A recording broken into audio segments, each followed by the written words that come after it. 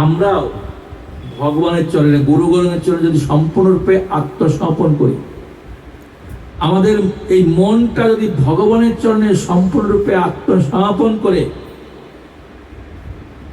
প্রার্থনা করি, তাহলে অবশ্যই ভগবান দেখবে।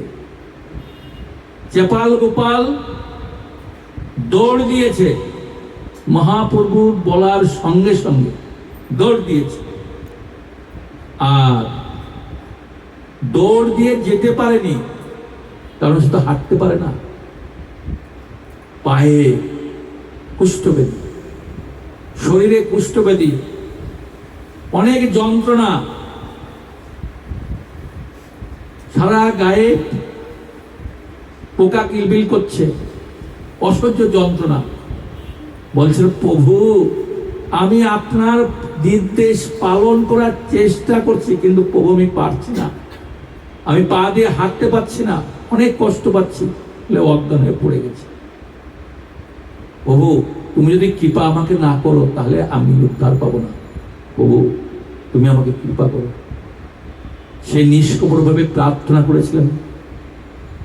ভগবান কি করলেন?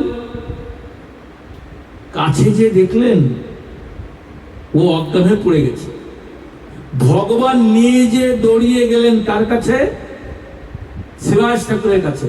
শ্রীবাস, শ্রীবাস, শ্রীবাস তুমি এসো, এসো, আমার এক ভক্ত অনেক কষ্ট পাচ্ছে, আমি তাকে বলেছিলাম তোমার কাছে আসতে, কিন্তু সে চেষ্টা করেছিল আসার জন্য, কিন্তু আসতে পারেনি, তার সারা গায়ে কুষ্ঠব্যাধি, সে হাঁটতে পারেনি, সে অজ্ঞান হয়ে পড়ে গিয়েছে, অনেক কষ্ট পাচ্ছে, তুমি তাড়াতাড়ি এসে তাকে উদ্ধার করো, তুমি তাকে ক্ষমা করো। মহাপ্রভু বলছেন, প্রভু আপনি ক্ষমা করলে তো হয়ে যায়, আমাকে আপনি কেন ডেকে নিচ্ছেন? বলে, না না, ও আমার কাছে অপরাধ করে নাই, ও তোমার কাছে অপরাধ করেছে, তুমি যদি ক্ষমা না করো আমি ওকে ক্ষমা করতে পারি না। শ্রীবাস মহাপ্রভু কথা শুনে দৌড়িয়ে আসছে। মহাপ্রভু দেখিয়ে যাচ্ছেন, ওই দেখো, ওই যে চেপাল গোপাল তোমার দরজার সামনে মদ, ছাগের মাথা, মায়ের পূজার সামগ্রী রেখেছিল এবং বলেছিল ও রাখেনি, তুমি রেখেছ, এতে ওর অপরাধ হয়েছিল, এই জন্য এই অপরাধের পরে কুষ্ঠব্যাধি হয়েছে, কিন্তু ও এখন আমার চরণে সম্পূর্ণরূপে আত্মসমর্পণ করেছে, এই জন্যে ও তোমার ভক্ত, এখন তুমি ওকে ক্ষমা করে দাও, তুমি ক্ষমা না করলে আমি ক্ষমা করতে পারি না। তখন কি করলেন?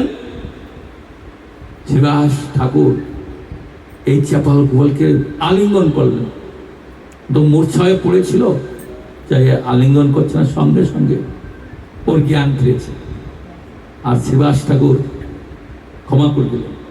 এইবার মহাপ্রভু তাকে ক্ষমা করে দিলেন। যখন মহাপ্রভু ক্ষমা করলেন, তার দিব্য দেহ লাভ হল। এই জন্যেই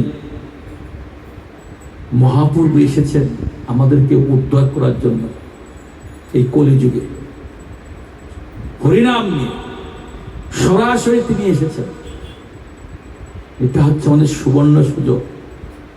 আমরা এই জন্ম পাওয়ার আগে অনেকবার মানব জন্ম পেয়েছি, তো সেখানে ইস্কনকে পাইনি, প্রভুপাদকে পাইনি, সদ্গুরু পাইনি, মহাপ্রভুকেও পাইনি, কিন্তু এই জন্মে আমরা মহাপ্রভুর নির্দেশনা পেয়েছি, সদ্গুরু পেয়েছি, সৎসঙ্গে যাচ্ছি। এই জন্মে যদি আমরা ভগবানের এই দিব্য নাম জপ এবং কীর্তন করে যদি আমরা